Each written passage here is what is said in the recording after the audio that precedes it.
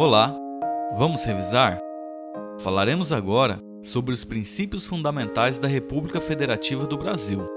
De início, vamos compreender dois conceitos, o de regras e o de princípios. As regras são mais concretas, servindo para definir condutas e não admitem o cumprimento ou descumprimento parcial, seguindo a lógica do tudo ou nada.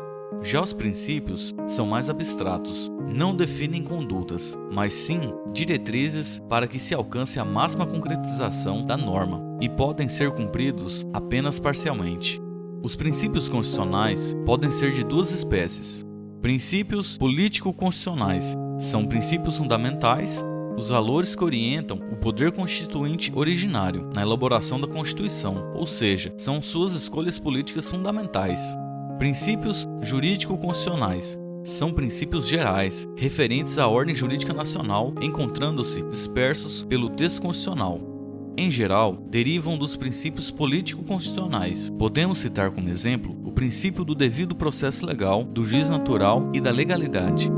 Uma vez entendidos esses conceitos, passaremos à análise dos princípios fundamentais, responsáveis pela determinação das características essenciais do Estado brasileiro. Na Constituição Federal de 1988, os princípios fundamentais estão dispostos no título 1 do artigo 1º ao 4º. Esses artigos são espécies de princípios fundamentais. Os fundamentos da República Federativa do Brasil estão previstos no artigo 1º da Constituição Federal de 1988. Artigo 1º. A República Federativa do Brasil, formada pela união indissolúvel dos estados e municípios e do Distrito Federal, constitui-se em Estado democrático de direito e tem como fundamentos a soberania, a cidadania, a dignidade da pessoa humana, os valores sociais do trabalho e da livre iniciativa e o pluralismo político.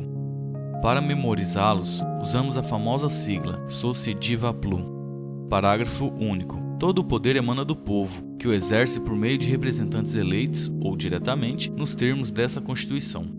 Vejamos mais sobre cada fundamento do artigo 1º da nossa Constituição.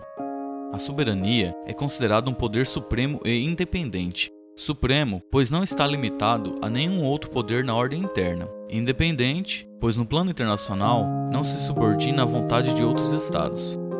A cidadania representa um verdadeiro status do ser humano, o de ser cidadão, e com isso ter assegurado o seu direito de participação na vida política do Estado. A dignidade da pessoa humana consiste no valor-fonte do ordenamento jurídico, a base de todos os direitos fundamentais. Trata-se de princípio que coloca o ser humano como a preocupação central do Estado brasileiro. O princípio da dignidade da pessoa humana possui elevada densidade normativa, pode ser usado por si só e independente de regulamentação como fundamento de decisão judicial, além de possuir eficácia negativa, invalidando qualquer norma com ele conflitante. O STF já utilizou como fundamento de diversas decisões importantes. A seguir, comentaremos os principais entendimentos do STF acerca da dignidade humana.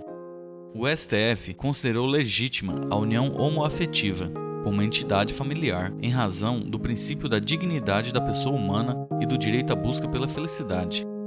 O STF considera que não ofende o direito à vida e à dignidade da pessoa humana a pesquisa com células-tronco embrionárias, obtidas de embriões humanos produzidos por fertilização in vitro e não utilizados nesse procedimento.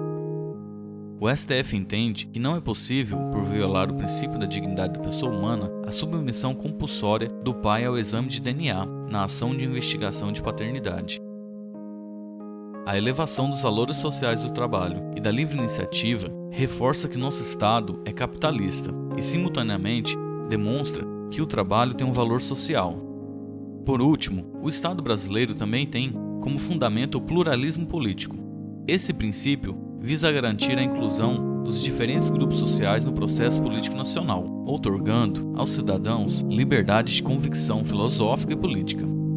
Essas foram as principais considerações sobre os fundamentos da República Federativa do Brasil. No próximo vídeo, falaremos sobre forma de Estado, forma de governo e regime político. Até lá!